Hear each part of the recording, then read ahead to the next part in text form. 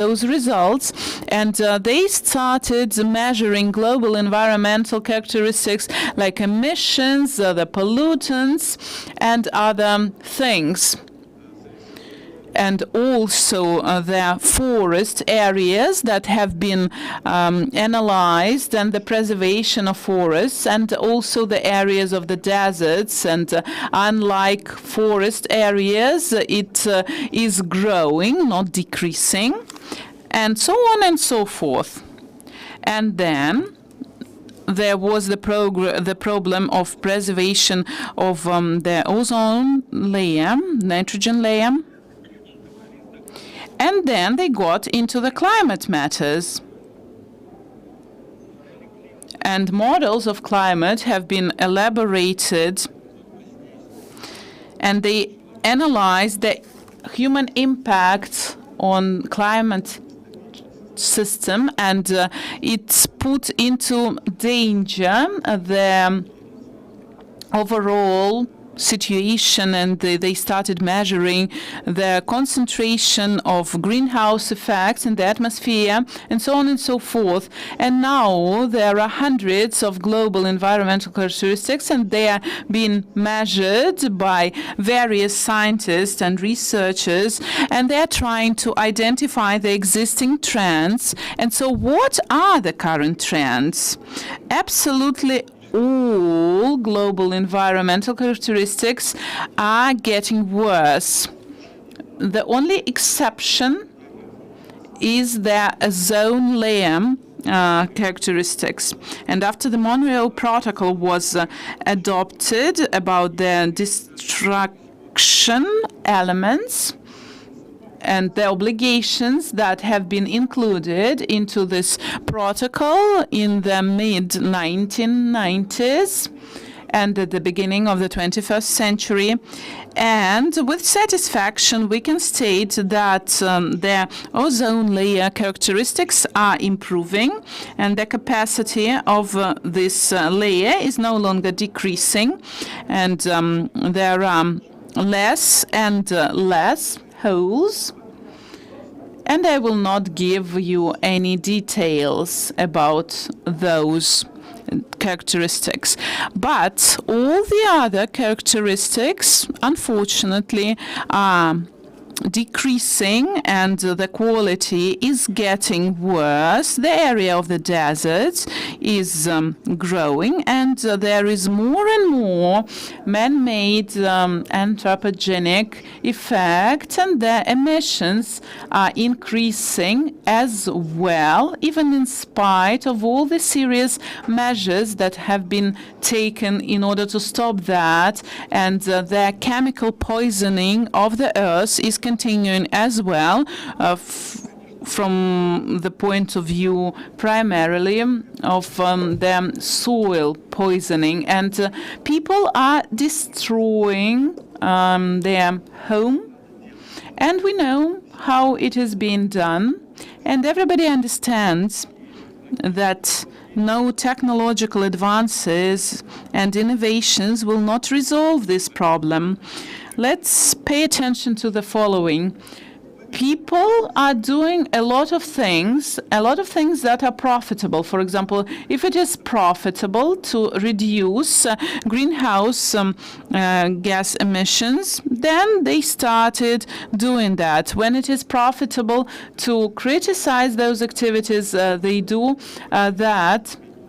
And slowing down this processes of the use of the fossil fuel, and many companies and many people are doing that, and it is all about the profit first of all. And in the process of gaining this profit, people tend to forget about some sacred goals, and those who are advocating the zero carbon balance forgot why they needed that.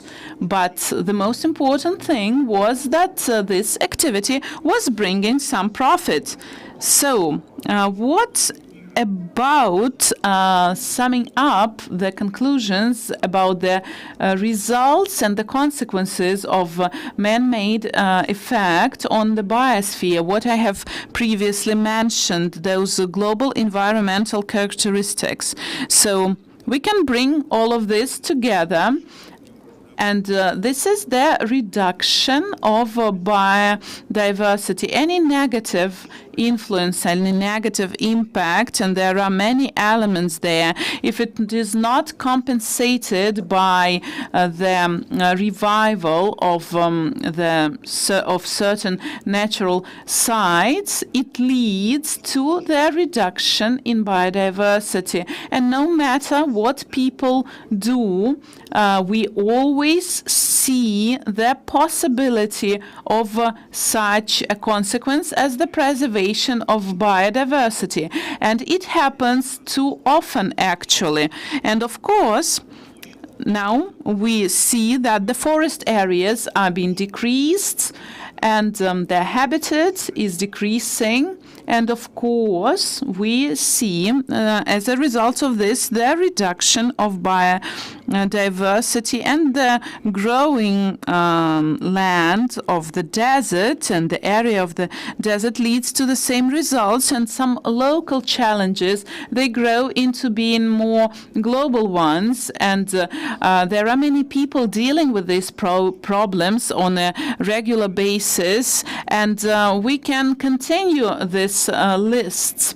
And any negative effects and the interaction of people with nature will bring about this reduction in biodiversity.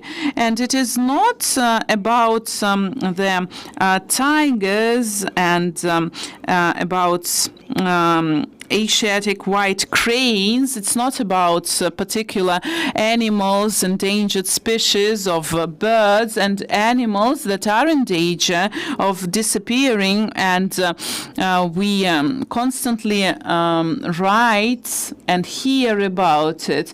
But there is a much larger threat here because we see that some species are disappearing, some of them inside the soil, in marine and fresh waters, and we don't even know the names of them. And the condition of water from 5 to 45 Celsius, about 1 million live organisms live both in waters and in the square in the cubic square of soils. So there is a lot of them that serve as a basis of biosphere, and they do create the biomass we're talking about, and they play the crucial part in the life of biosphere,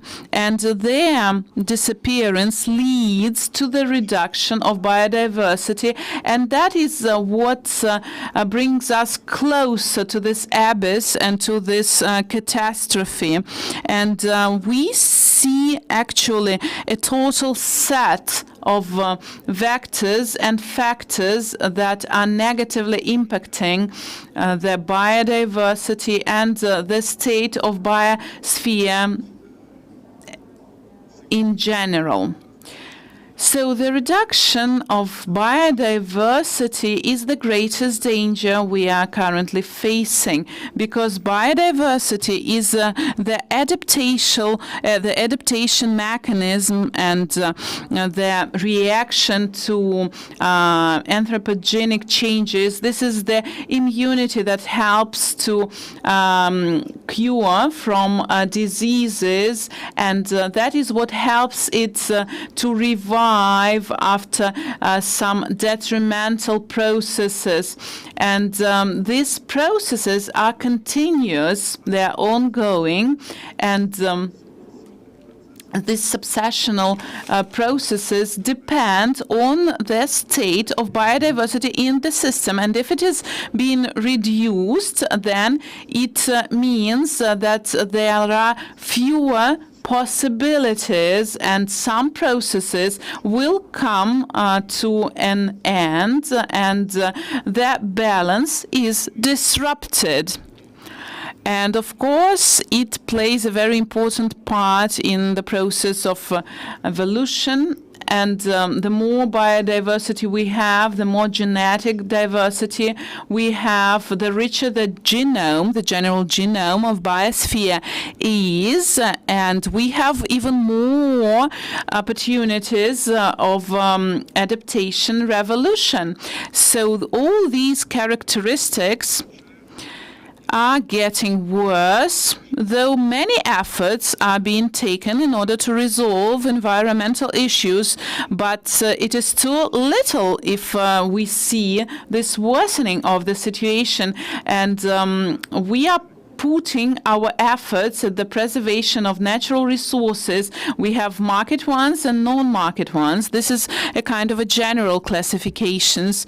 And the first ones, the market conditions, if you get enough profit, then you do that. If environmental factors are included into the market principles, and this is the internal substance of the market elements, and thanks to that they can be seen as comparable factors in the overall market system, and you can buy something and you can then sell it, and some obligations were included in order to reduce greenhouse emissions effect, like it was back in the adoption of Kyoto Protocol, and the largest corporations started doing that, trying to reduce their emission rates. And as soon as these restrictions were introduced, a market emerged to reduce the market for the quotas for the reduction of emissions, and it was found out that you can actually buy and sell quotas at market prices, and it led to the internalizing of this process. But putting that into practice, when some indicators exceeded their figures by 0.1%, and if we compare that to the obligation, you can sell actually this difference, and these are quite ordinary things that are happening on the market. So the state defines a certain limit, and all the market processes are becoming effective, and it is you who decide whether you will be paying for this reduction or you will be actually reducing those emissions. And we see that those market tools have proved to be quite efficient, and the liberals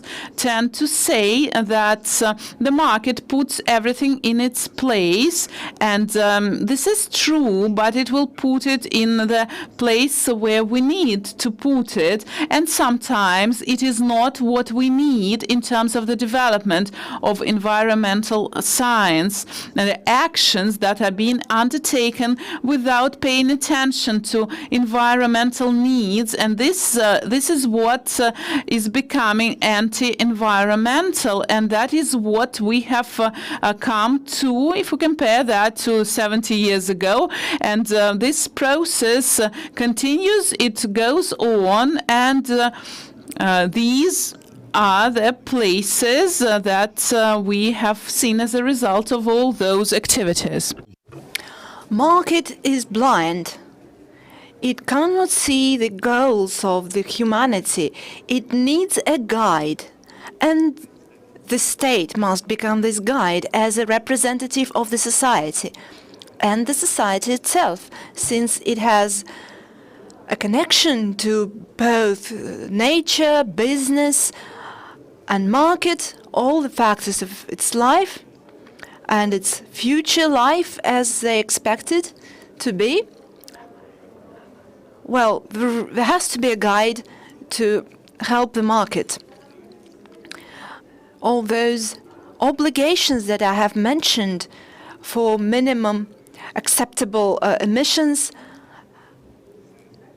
are the means of regulating the market that are being put into practice by the government and the society in order to internalize the environmental factors into the market and make it consider those factors and comply with those. We have had no cases of direct internalization for reducing emissions, not a single one. Other factors work well. If you achieve a reduction in wastewaters, etc., you contribute to the preservation of biodiversity, though indirectly. And again, here the purpose is to prevent contamination of water, not the consequences that follow from such contamination.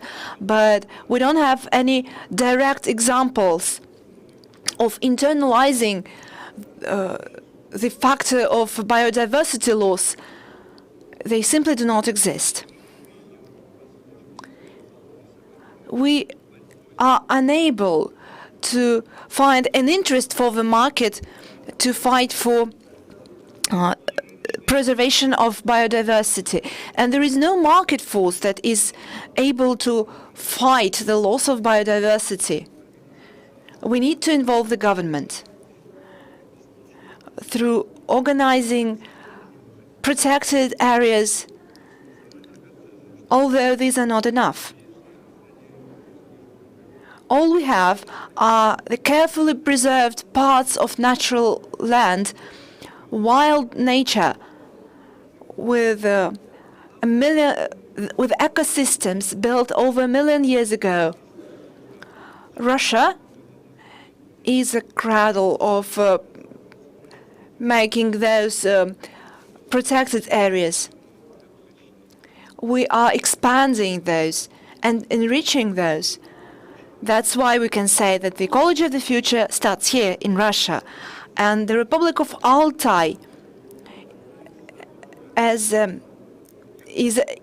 a brightest star on the horizon of preserved territories. I want to wish Altai to prosper and help the whole country preserve biodiversity and the environment. Victor, thank you so much for being with us today. I hope you will be able to be in touch for the next hour to listen to our presentations. And as a great scholar, you might be able to draw the conclusions that would be put into the resolution of this forum. Next, I would like to give the floor to another scholar. And I will be building upon science today because it's important to have science on our side as we are trying to resolve environmental issues. We have got Raif Vasilov, the chairman of Society of Biotechnologists of Russia. The biotechnology you are involved in, can they help noospheric development? And if so, how do we launch this process for developing nature-like technologies? Thank you very much, Albina. Good afternoon, dear colleagues. First of all, I would like to thank the organizers for the invitation to come here and to speak at this wonderful event in this wonderful place, the region that was the first to declare its goal to develop according to the noospheric principles. And that's how the ecology of the future may be developed.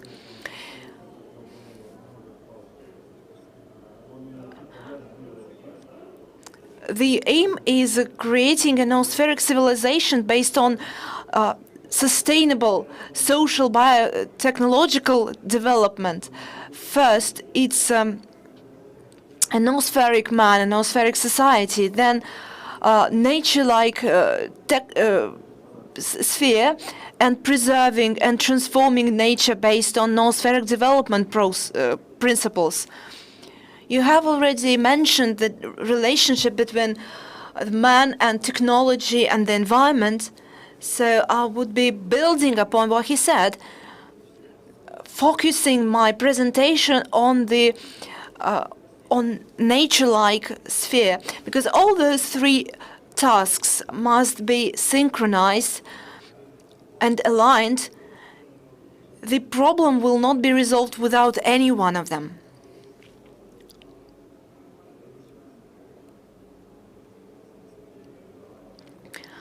I'm sorry, it's a different presentation, but the transformation of biotechnology is of biosphere is only possible using nature-like technologies. We've got a number of environmental initiatives here.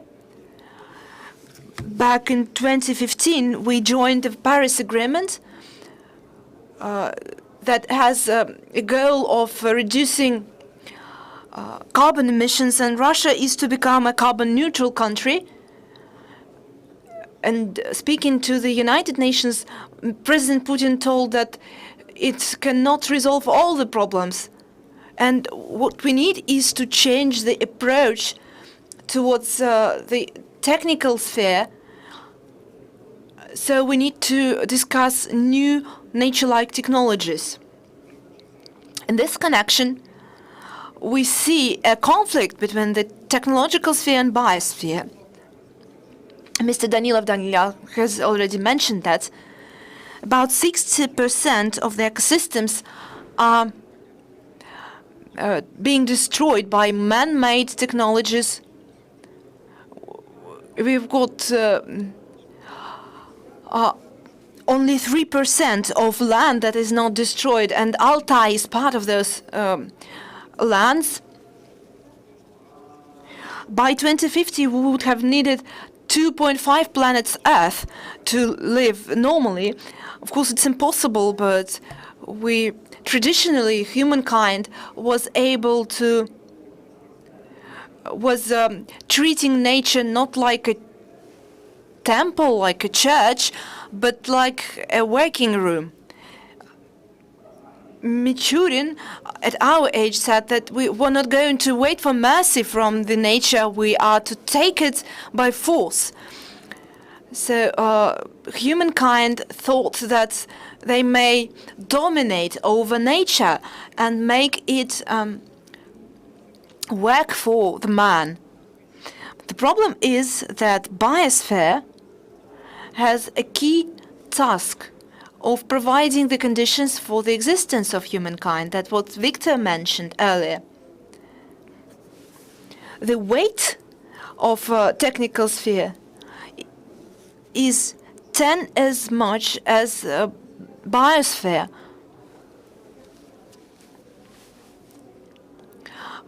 In terms of complexity, though, biosphere is 100 trillion times more complex than any human civilization.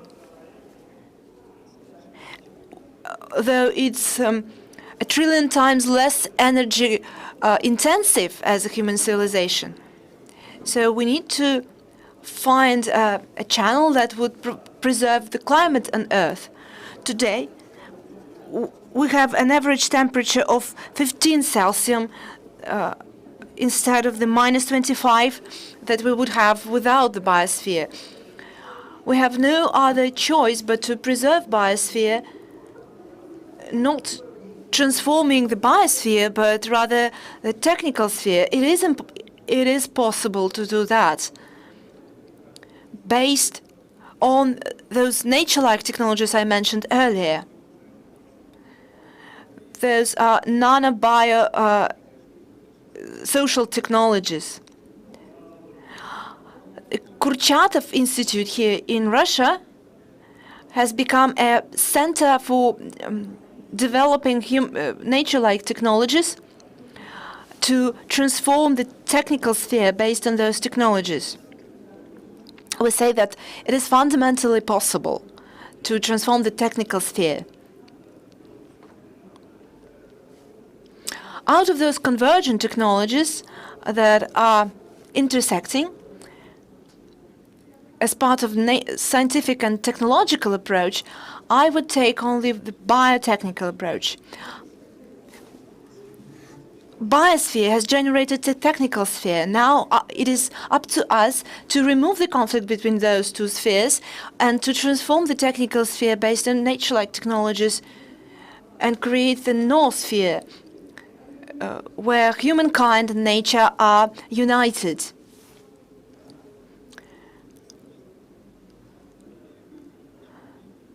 Biotechnology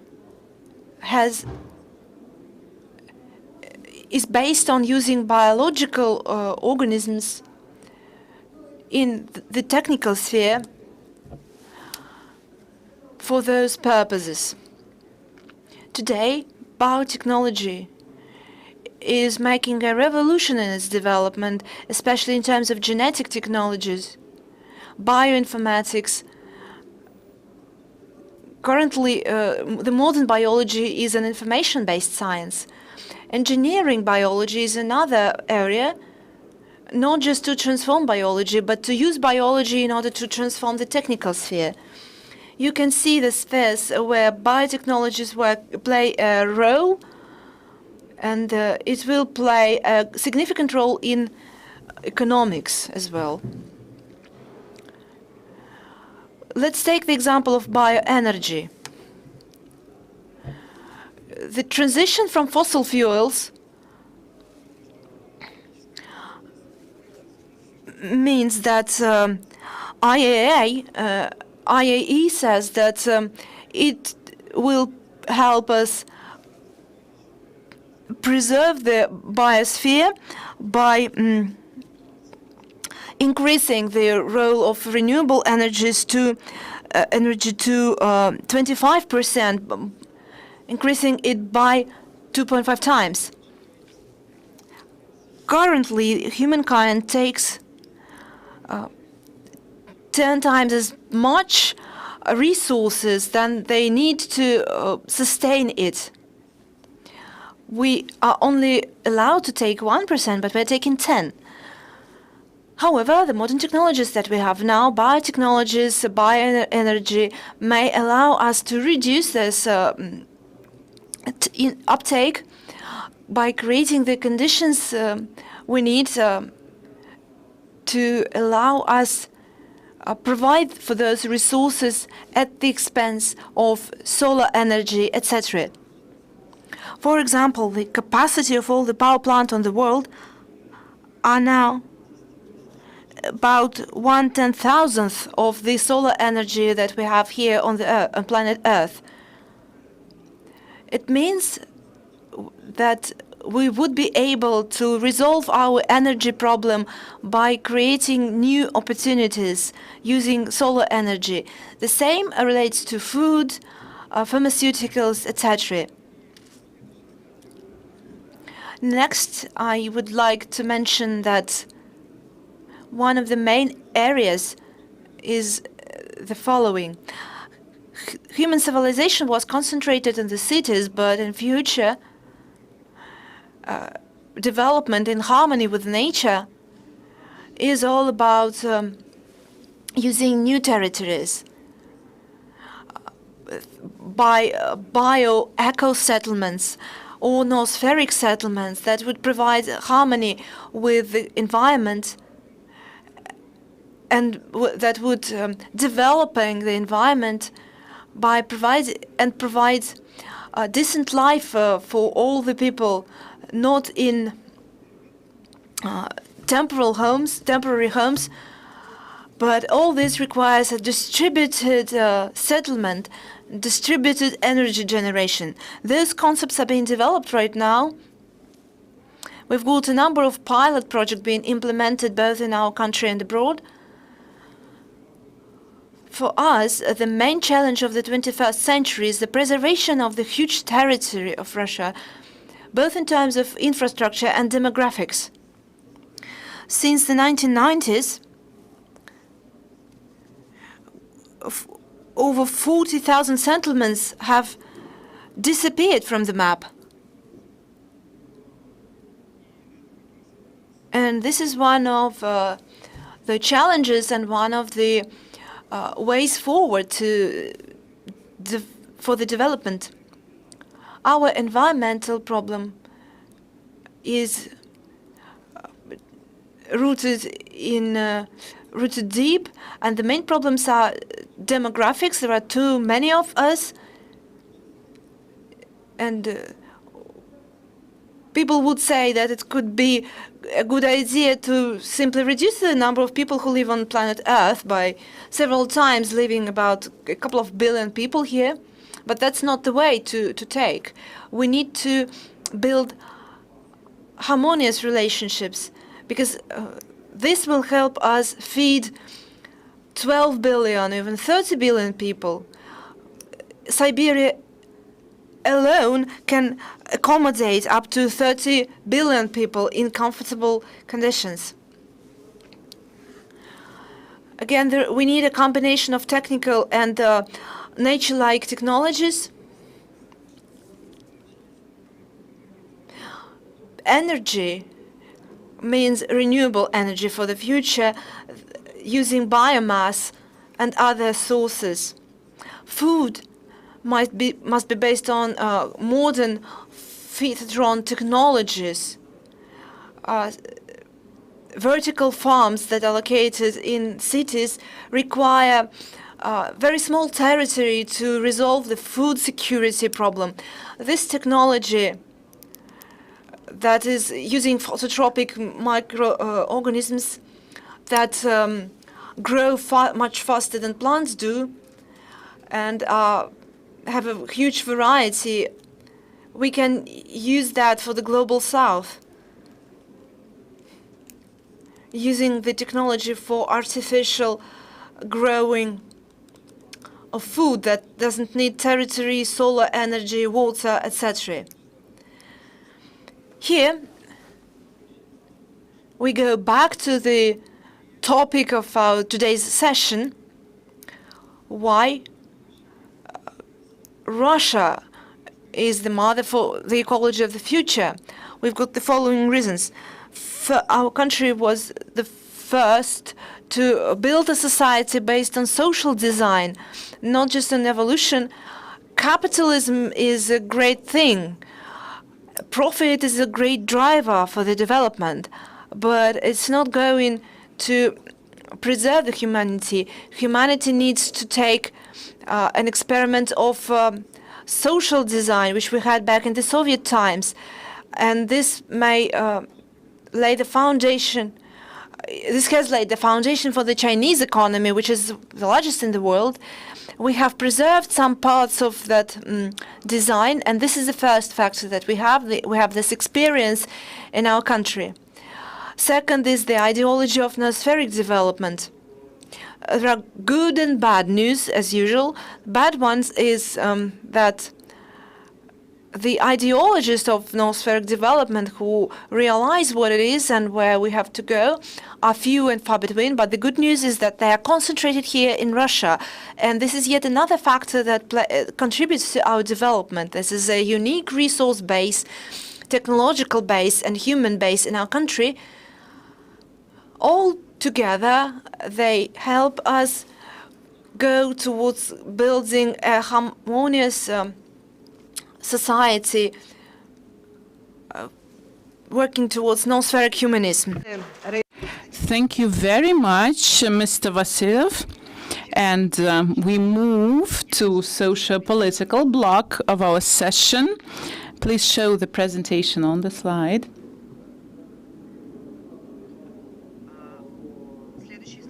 The next one.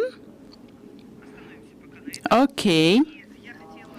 So now I'd like to give the floor to Valery Fadeev, advisor to the President of the Russian Federation, Valery Alexandrovich, yesterday at the plenary session, you announced that Russia needed a new strategy for environmental safety and security. And I do recall that since 2014, we have been developing the environmental safety strategy up to 2025, and they started elaborating it back in 2014, and in 2017 a presidential decree was published, and only in 2019 a plan for the implementation was adopted with the budget and funds allocated, and then the actual implementation started, and now we are at the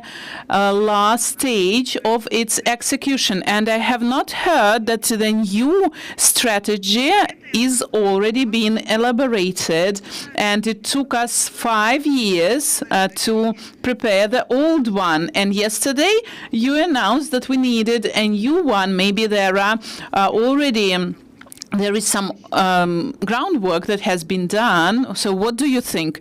Well, in 2 years, it will be impossible for me to do that. Well, we can help you with that. Everybody who is sitting here in this conference hall, we can write and elaborate it together. But speaking seriously about it, we do face two problems, and I confirm and I can insist upon saying that there is no resistance from the colleagues. It is high time we started elaborating a new strategy. It can be named a strategy for environmental safety and security, and it can be extended then up to 2050, and before 2025 we need to finish it up. And what about the complex of not being too good? And it actually appeared even before the collapse of the Soviet Union, of being secondary, and we should be following the footsteps of the West. And before that, the speaker has mentioned some foreign scientists and Russian scientists and Mr. Vernadsky, and so on and so forth. And we do not have any reasons to think that intellectually we are lagging behind other countries. So what you have said, that the basis for our activities should be based on science, that is partially true, but it will not help us totally to overcome this inferiority complex. We have a lot of resources in terms of the forest, of water, and other pearls that we have in our country. And then we will have the courage to elaborate the program that we can be proud of, and it can be then scaled up in other countries. So that needs to be done. Certainly.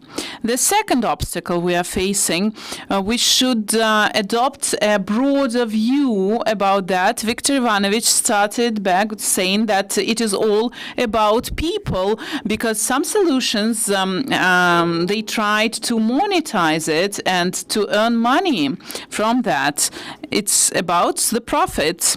And we should not forget that it is about values. It's not always about money. The key events in humankind's history are based on the values, and they serve as a main driver, and we will not achieve anything trying to make this transition towards money and towards profit. And what has its price is not always a value itself.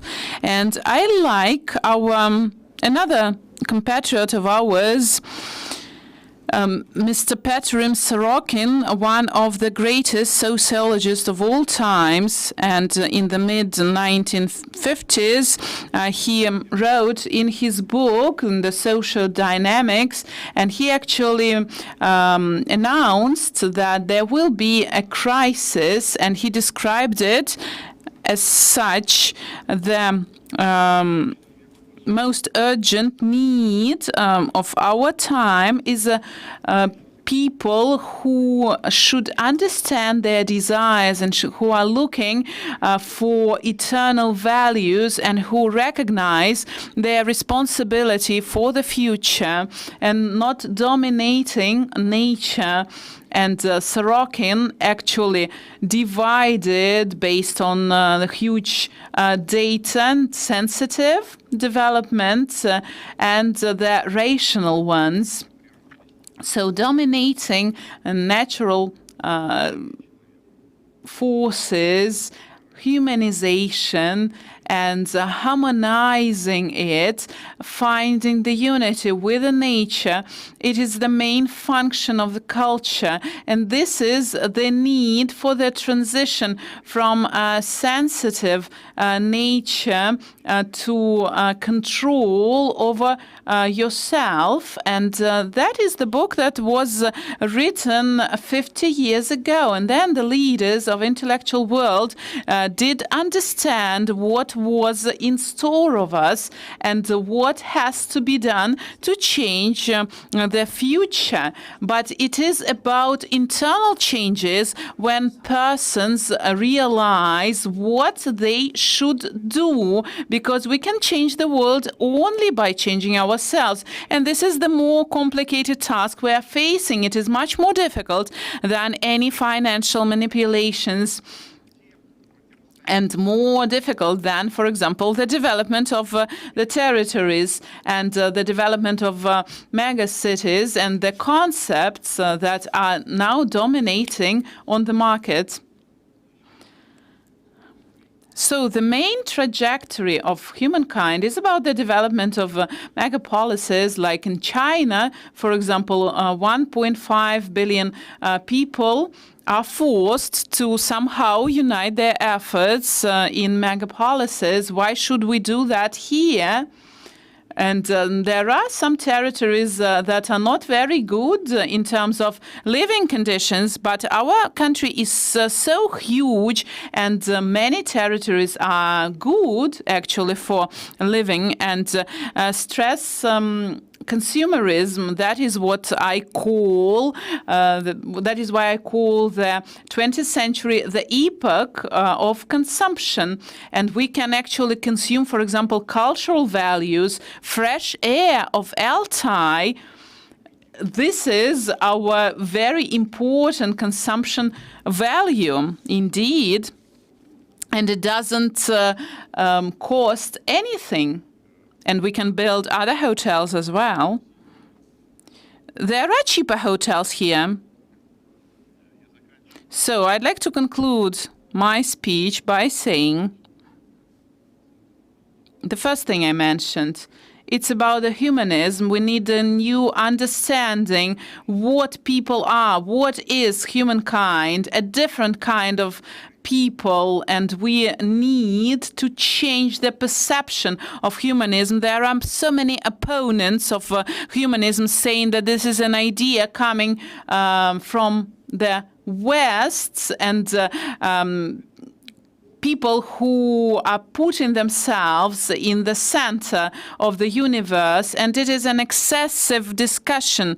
As I see it, the main requirement of a humanism is for people to understand that they are an indispensable part of nature, what has been mentioned by Sorokin, and we are only an element of this complex system, and we are only a microscopic part and an element, even if we compare that to such powerful nature we are living in. So summing it up, we should start elaborating the strategy for environmental safety, and we have some pillars that will help us, and we will get the necessary support. And in terms of our intellectual capabilities, we are not inferior to the people from the West. We need to pay attention to all those topical issues. We need to talk with the representatives of the society and different organizations. And then we should show this program to the world. So, Now, when we deal with the preservation of nature, it is being dealt with primarily on the UN platform. And we understand that they are moving towards economic interests, towards allies, but at the same time, the planet is perishing. Maybe we should shift this platform from the UN to some other place and to talk to another part of the world. Well, but the UN encompasses all the world and the representatives from many countries. And as for many aspects, the UN is not actually fulfilling all the functions that were included into the activities when it was established. There are other powerful organizations coming up and emerging, like the BRICS countries, and there are many candidates to join BRICS later on. Of course, we need to create and develop new platforms. We have ideas, we have proposals. We will have a summit of BRICS countries that will be hosted by us in Kazan. And that is what we actually need in Kazan. We need to discuss environmental issues and problems there at the platform of the BRICS summit. So we do see that environmental science becomes a kind of a weapon and eco-discrimination when they are bringing waste from rich countries into poor countries, and where life expectancy is only about 30 years. And we know that they were bringing scrap metal to Ghana, and this process is still continuing. And extermination of natural resources without revival is ongoing as well, when the production is ongoing and people earn money from that. But then the conditions in some countries are becoming worse and worse. And in terms of environment, we should not be dividing our world into the rich and the poor. How can that be done when here we have the problem?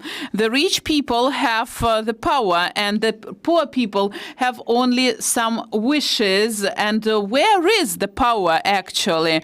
The rich countries, they bring more damage to nature, and this is one of the key obstacles that we are facing in terms of achieving the goals that have been set. About 100 years ago, Russia established All-Russian Society for the Preservation of Nature. And back then, it was a very large group. About 40 million people joined these organizations. And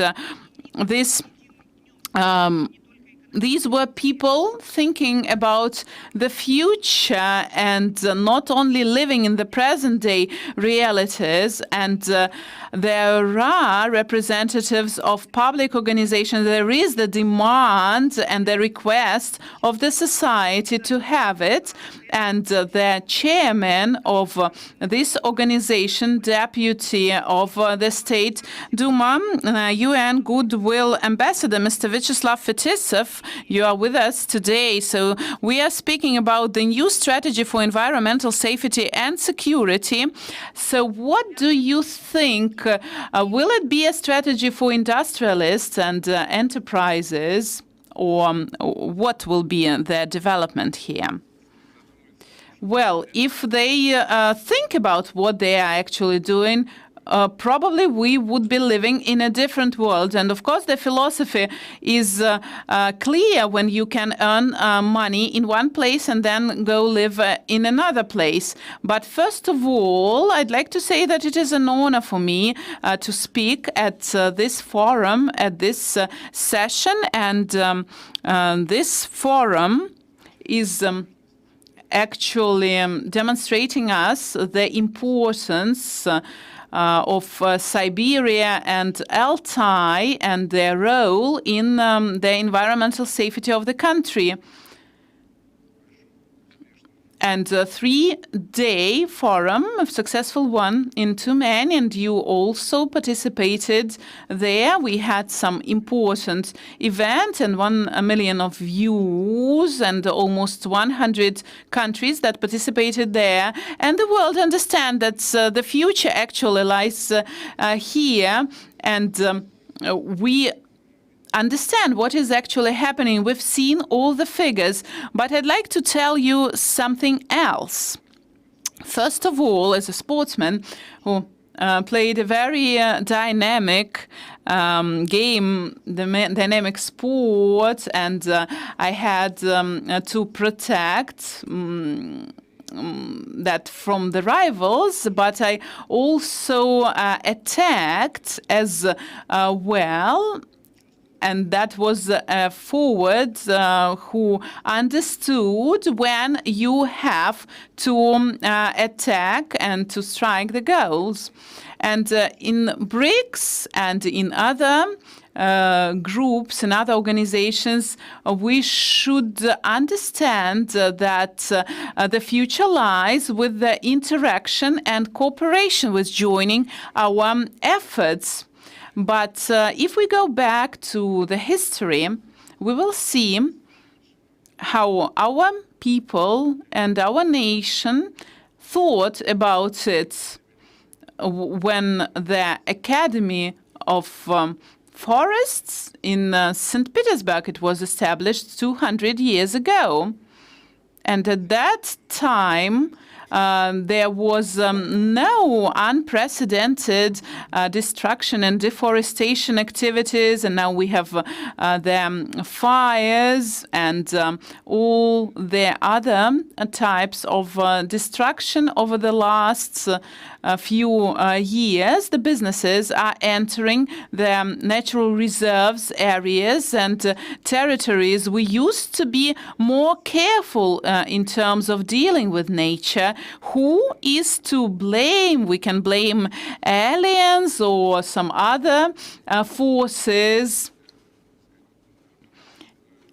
And for example, as for deforestation and the destruction of Baikal, you can blame them for that. But in our institutes and in our organizations, we have been the first to offer some solutions. And there are people who tend to think that we are not serious here, but we actually are. And in our foundation for the preservation of nature, we have certain advantages, and we offer this story to the market. We have actually killed our science, and scientific institutions are facing certain difficulties. They do not get enough funds, and their state is a very sad one. But there are certain breakthrough technologies and systems that had been developed long before we realized the threats in terms of security. We had laid the foundation for becoming leaders.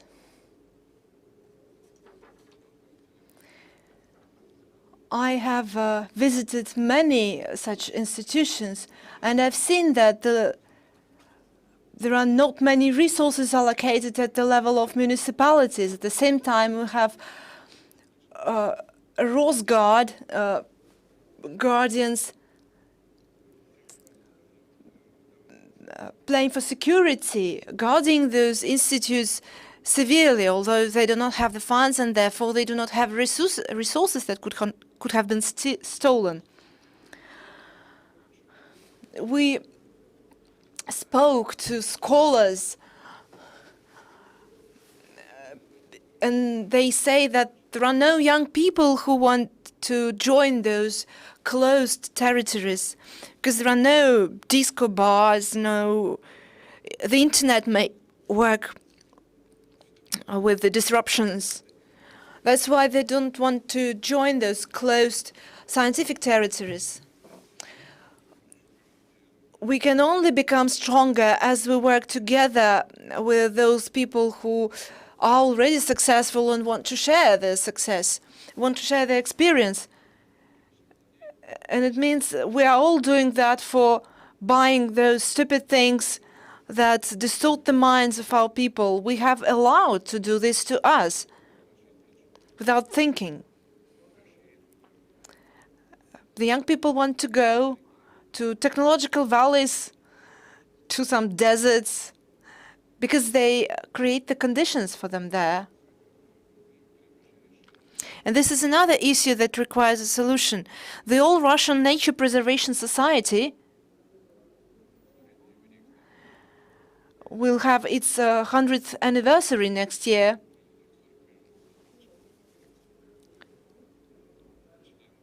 It not only had it included 40 million people just in Russia, not in the Soviet Union altogether, no, just the all-Russian society was part of Russian Republic, the Russian Republic, not the whole of the Soviet Union. And it had 40 million members at that time, with all the elite in there, scholars, public figures, actors, painters, etc. And it means that our fathers were very clever. Although we have destroyed all the foundations that they have laid for us. Speaking about regulation, just try to establish a parallel federation for a specific sport. We've got just one, and it is responsible for the development. With the environment, we've got lots of entities. Some are doing their work, some are just worsening the reputation of the whole sector. And this is a serious topic that needs joining efforts, that needs making everyone realize how important it is to everyone. The green parties that were established in Europe turned out to be extremist parties. What does it mean? It means that the environment is where we need to join efforts without dividing the world to the red, the white, the green, etc. That's the area of our work that has to give us this advantage. I took part in at an event, the first organization committee to hold the youth festival in Sochi next February. People are talking about how they're getting ready, what are the concerts that we're going to organize, the discos, the famous figures to be invited. It looked like the main thing for the young people who came to the country should be the confidence in the Russian Federation, helping them to build their lives, giving them food, heating and security, without putting all the dangerous waste there to prosper themselves. What are the institutions tell us, international institutions tell us that this is the shared responsibility, but it cannot be called shared responsibility where one people are getting richer and more prosperous and others suffering from getting all the waste, all the damage to the environment. It's high time to establish our own rules that should be clear and understandable, first of all, for us. If we say this is important for us, it means that we need to transform it for the whole and to translate it into the whole of the world. It is a unique opportunity to establish our own rules, interacting with those who are in good relations with us, and then go out to the whole of the world to maybe challenge what they're doing in terms of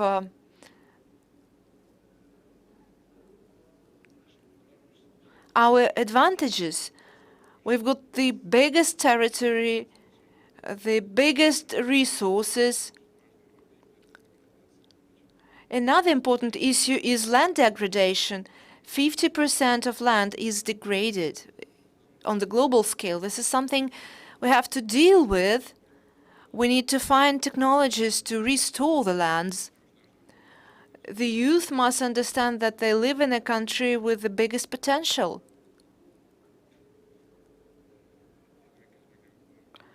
The topic of environment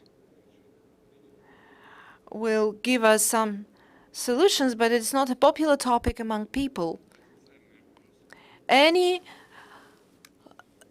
social research before the elections, it's the issue of environment is maybe part of top 20 issues, but not higher than that.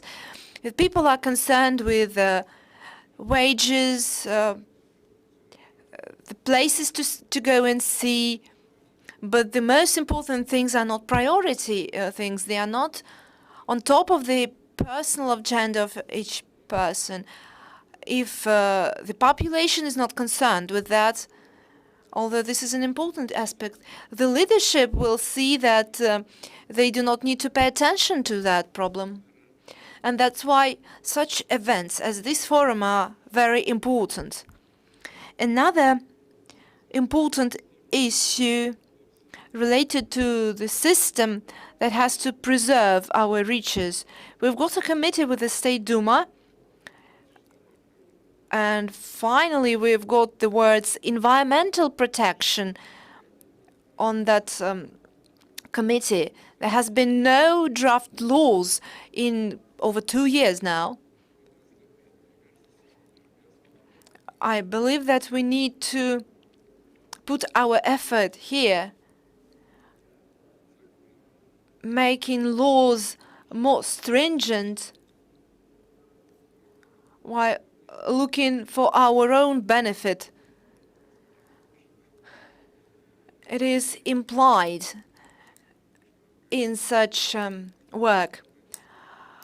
The Intergovernmental Commission on the Preservation of Lake Baikal held a meeting recently, and I was present for 2.5 hours. We have been talking about things that we are going to construct, things we are going to develop. We had economic scholars, tourists, etc. Whilst I said maybe I got it wrong, maybe it's a different intergovernmental commission, maybe you do not know what we're talking about. This is all about the protection of Lake Baikal. And I'm grateful to the MPs who have adopted the law on the protection of Lake Baikal back in the 90s, although we do have lots of violations there. What is to be done here? Mr. Fetisov, you've got 1 minute left for your presentation. I'll give you one more question. Do you think it is possible to have public control over the environmental security strategy? Because the previous one was written in a purely governmental level. The experts were not allowed to take part. We saw it when it was already translated into an action plan that was developed by officials, not by experts. And as we put forward a requirement to establish a new environmental security strategy with a new entity that would have new scholars, institutions such as an expert council, is it possible to establish public control over the development of that strategy. Are you ready? Each and single day, I become more convinced that we need to do that. We need to discuss all the issues at a serious level. The attitude of people is something that has to change. Homo eco sapiens is a process that requires time, that requires effort by the family, the government, the school, the public. If we do make it a priority, we'll need to do all that, just like President Putin says. Otherwise, we go the other way around. When people come to participate at a meeting of an governmental commission on the protection of something, and they simply destroy with the future. What matters is money now. And young people think differently, and that's great. I took part in many events. Now I go to schools and universities often, and they are serious in discussing this topic. They are interested. The young people are interested in finding new technologies that would be applied over the past 10 years.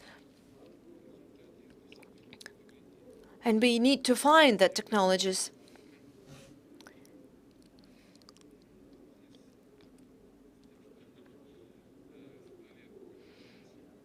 Next year, our society is going to mark its 100th anniversary, and I would like to ask the top 5, the 5 people teams, just like in hockey, to create this public society format building on the experience of the Soviet Union. I would ask you to support my proposal to become an honorary member of our society. Mr. Vasilyev, Mr. Pavlov, Ms. Dudareva,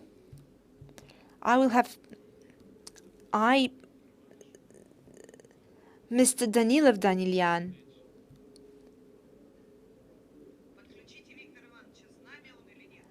Victor, are you with us? We have recreated the Scientific Expert Council at the All-Russian Environment Protection Society, and Mr. Danilov Danilyan is the head of that council. We are inviting public figures to provide expertise on economic development and all other things, because environment and economics are not one and the same, and they are in conflict, and we need to do all that. Are you ready to be part? The grade 5 needs a goalkeeper, and I'm prepared to be the goalkeeper. Ross Congress, are you with us? Igor, are you with us? Great. Ross Congress is... Raif said, no, thank you for the honor, Valery. I hoped you would not ask me because I am an official. I am all for it, but I will have to apply for a permission. I hope the President will allow me to become a member. I believe I still have that sign, which I had back in the Soviet times. I'll need to ask President Putin whether he was a member of the All-Russian Environment Protection Society. We've got the President administration here. Valentin Letinovsky, is he here with us? Can we see him? Mr. Letinovsky, do you think Russia needs a new environmental policy, or is it okay to keep the old one that is mostly focused on the interests of businesses? Thank you, Ms. Dudareva. Thank you to all the participants. I'm not in the uniform of an official because I'm taking a vacation right now, but it's great that you were able to go back, and I can stress it, to go back to the environmental agenda that we had.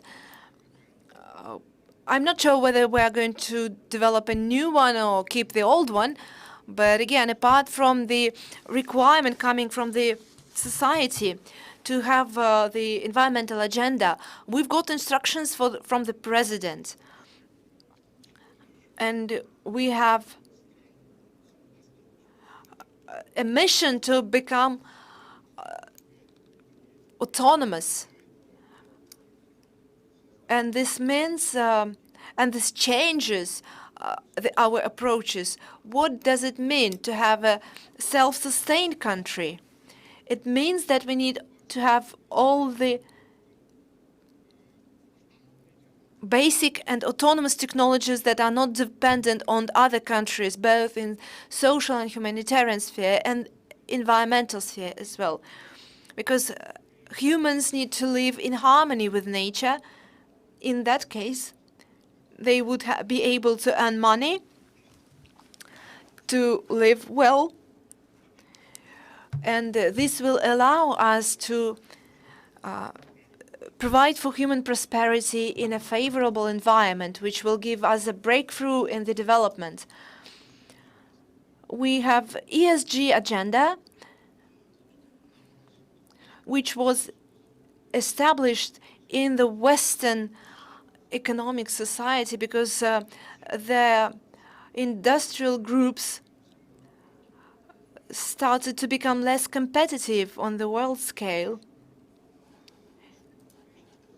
in comparison to our big neighbor with all its factories that has gradually established itself on the world arena. I mean, China. And there was this idea to introduce new environmental standards and change the way that the Western economy uses, mostly based on electricity. As these standards were created, they started imposing on the whole of the world, which led to a discrimination towards other countries who were unable to transition to this economy based on electricity fast enough, including South America, Africa, and other parts of the world. The principle itself is good enough because motivating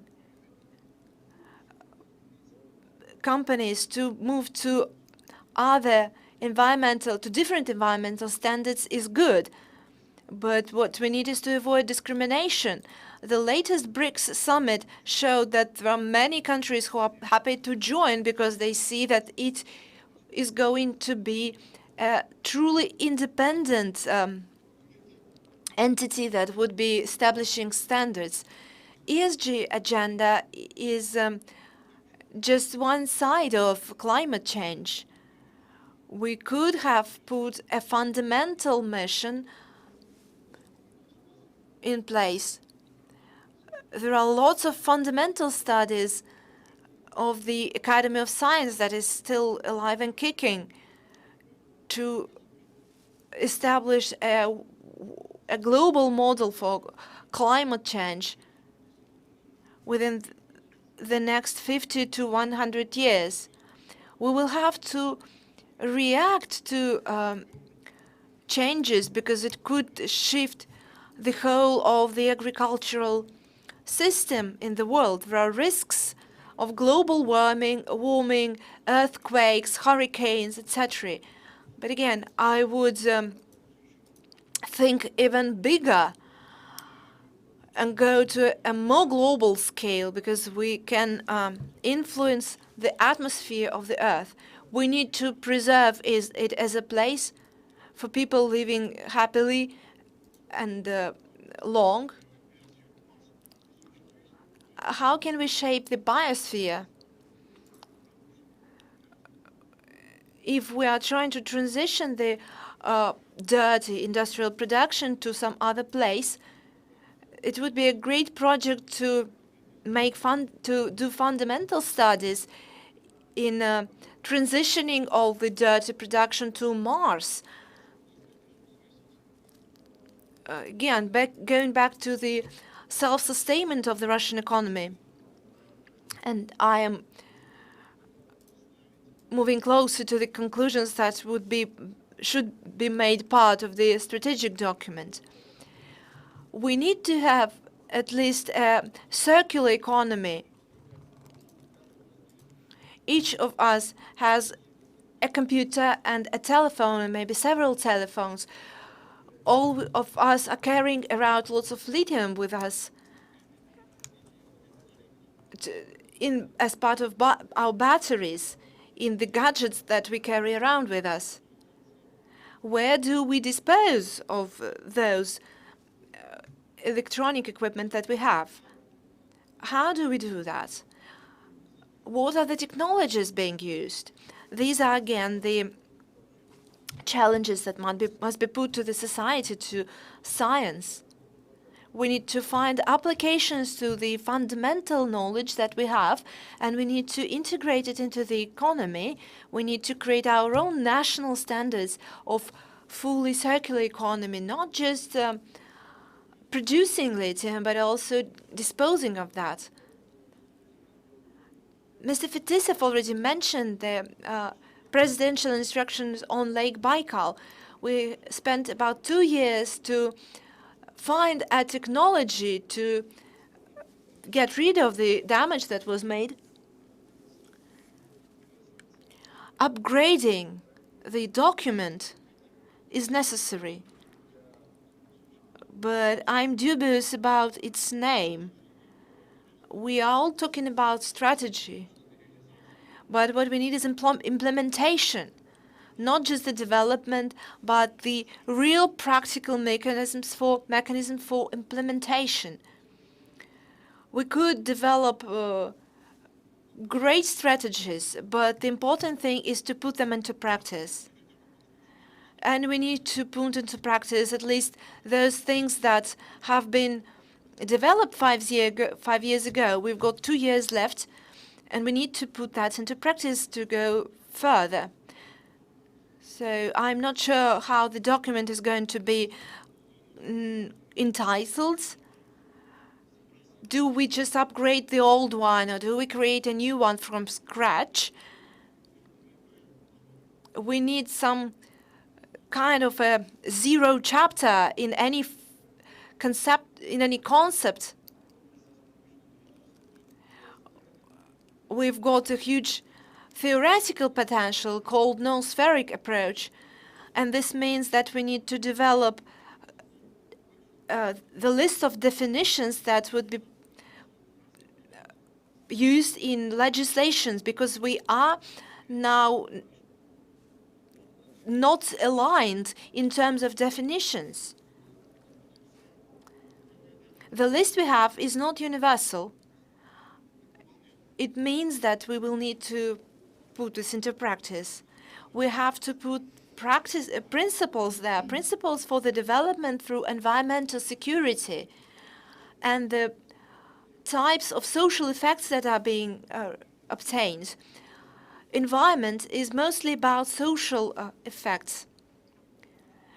It's all very well about economics, but it should not be the beginning. Or the natural effects when we talk about specific territory and region of our country, the Caspian, for example. And a lot has been said before, the Society for the Preservation of Nature. And preservation is a good term, but the more we protect it, the more damage we actually see. And the basic phenomenon is the increase of nature, improvement of the state of nature, so that it can be revived itself, and more high quality planting of trees. And that is it for my speech. Thank you. Valentin, thank you so much.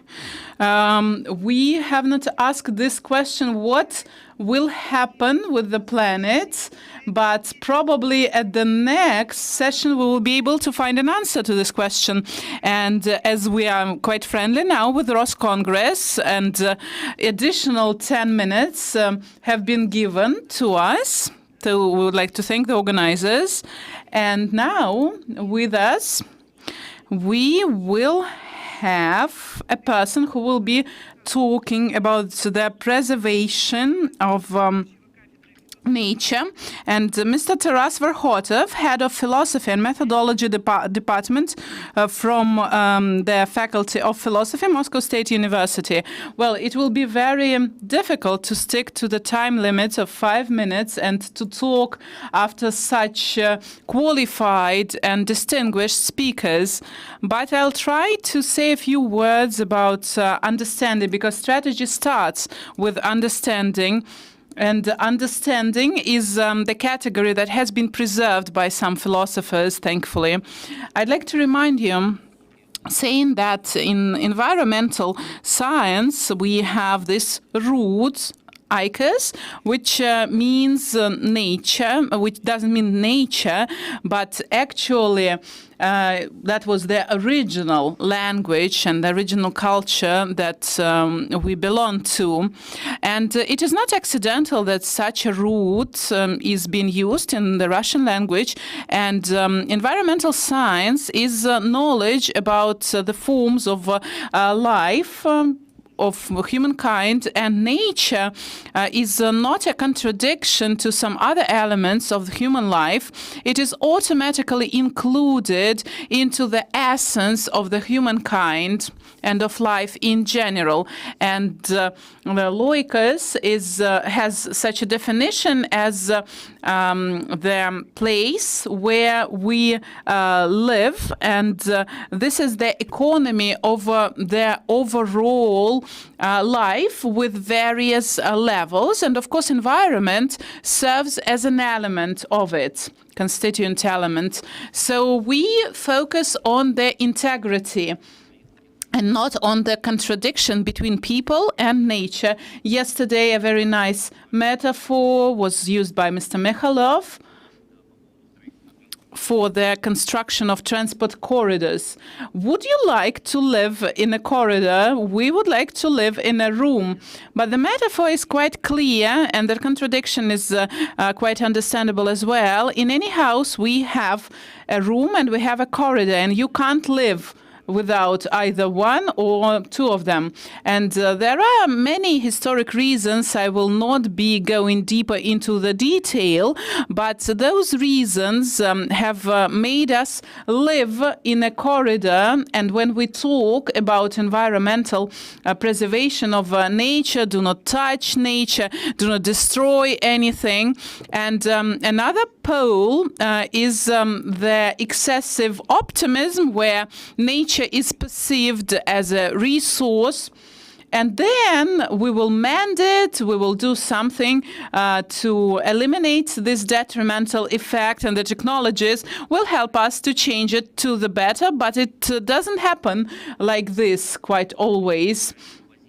And I wouldn't like to talk about the extremes for Victor and Raif, but actually they have given us a very good understanding of this corridor with all the specific features. Nature that is perishing, and we have to do something quite fast in order to stop this process. And technologies are something that converge with nature, and they cannot substitute nature. And culture of people started back with interfering with nature, and along the history, throughout the history, we have been transforming nature more or less, and we wouldn't reach more than 7 or 10 million people at the beginning of monolith era. It would be impossible to exceed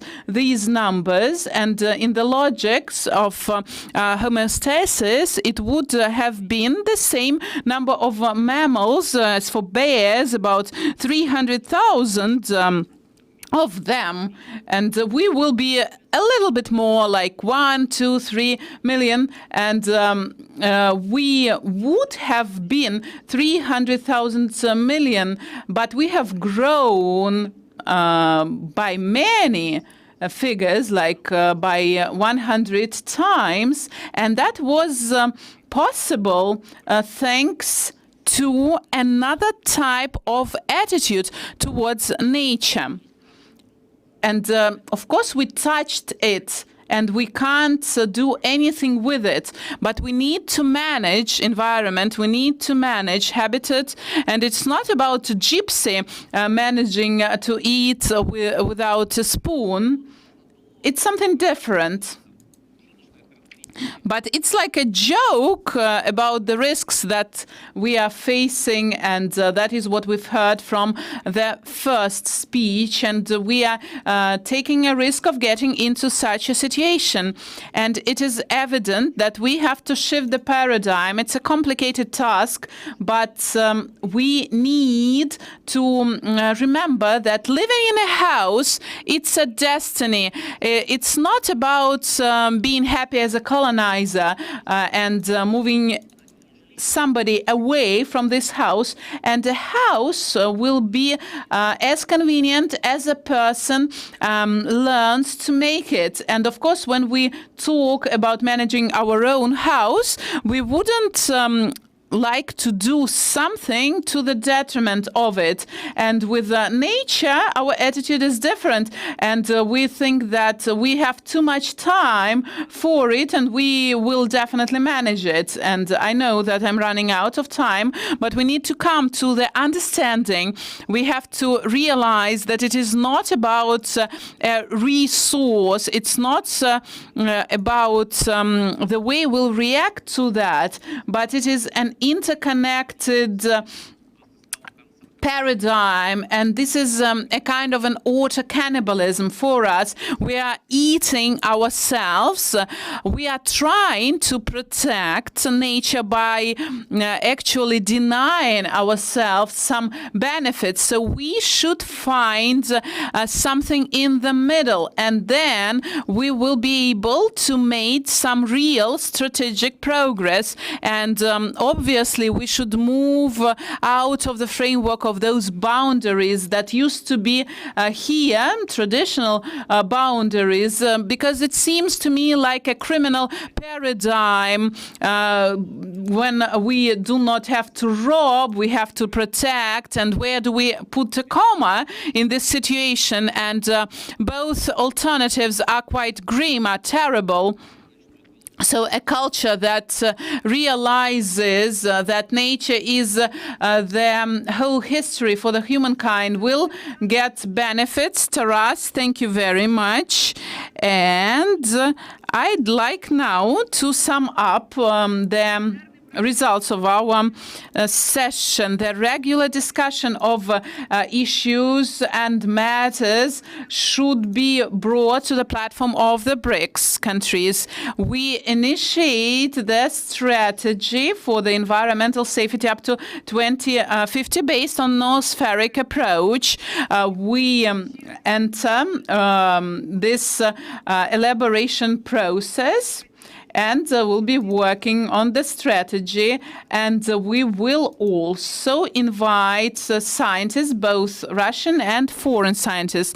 And we should include a special block for the stimulation of biotechnological sphere. We should be demonstrating to the world how we can preserve nature, and we should be always reminded that we should increase the richness that we have, and we should improve the state of nature.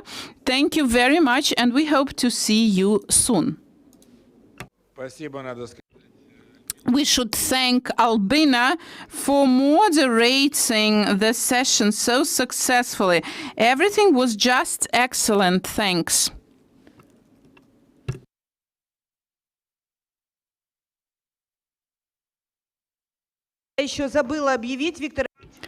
And Victor sent me a message that they have to supervise the implementation of the strategy.